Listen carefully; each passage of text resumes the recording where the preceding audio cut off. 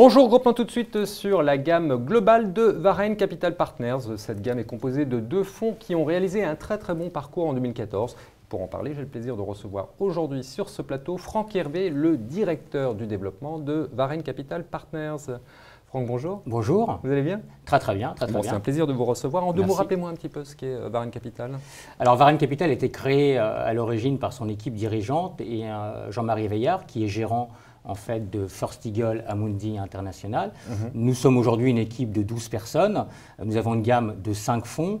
Nous avons une gestion faite à forte valeur ajoutée, totalement intégrée, de la génération d'idées jusqu'à l'exécution. C'est-à-dire on analyse nous-mêmes, on génère nous-mêmes nos propres idées d'investissement, on les analyse et on les traite nous-mêmes et on les exécute nous-mêmes. On a une table d'accès direct au marché chez nous. On a un commande avec Morgan Stanley pour le trading de tous nos fonds. D'accord, donc tout est intégré. Tout est intégré. Tout est maison. Tout à fait. Autre chose spécifique à notre gestion, en fait, nous utilisons en fait 4 moteurs de performance concomitants et complémentaires. Alors qui sont? Alors ce sont ce qu'on appelle nous l'entreprise speaking, la poche longue action, qui est le socle du portefeuille, qui est toujours là. Et après nous avons 3 autres stratégies qui elles sont opportunistes, c'est-à-dire qu'on en fait ou on n'en fait pas selon les configurations. Alors la deuxième? Alors la deuxième, ce sont les situations spéciales. Ça c'est l'arbitrage de fusion-acquisition ou restructuration du capital.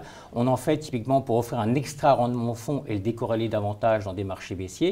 Les couvertures macro, en fait, pour protéger nos portefeuilles et nos investisseurs contre un risque de récession, de dépression ou de choc monétaire. Et la dernière stratégie qu'on appelle nous l'absolute short en anglais, mais qu'on pourrait appeler en français short opportuniste. Alors cette stratégie-là n'est pas du tout là pour couvrir le portefeuille long, finalement. On pourrait avoir maximum dans un marché stressé ou dans une remontée des taux à peu près 5 à 10 shorts dans le portefeuille, mais on a une approche très différente de ce qui se fait sur la place, c'est-à-dire qu'on ne va pas avoir une analyse fondamentale au départ comme sur la poche longue action, on va commencer par une analyse comportementale. Alors pourquoi on peut faire ça? Parce qu'on a créé ces dernières années des bases de données sur 48 pays développés où on trace qu'on fait les dirigeants et les actionnaires sur leurs propres titres. Et on va commencer par une anomalie. Typiquement, on voit qu'il y a des actionnaires qui vendent fortement leurs titres après une baisse importante du titre en bourse. C'est un indicateur qui nous dit qu'il faut aller regarder et là rentrer dans la liste fondamentale.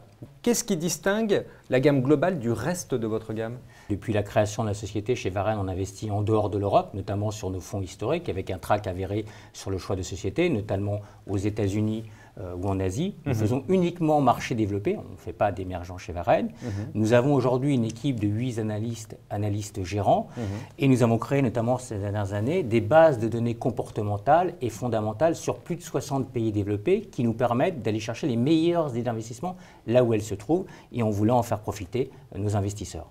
Qu'est-ce qui singularise la gestion de ces deux fonds? Alors, Varenne Global et Varenne Global Sélection, aujourd'hui, s'affranchissent de la règle PEAble, donc bénéficient des meilleures idées d'investissement de l'équipe de gestion.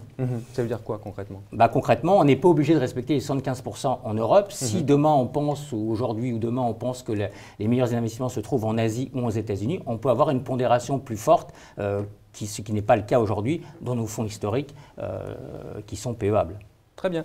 Franck, merci beaucoup. Merci Bogdan.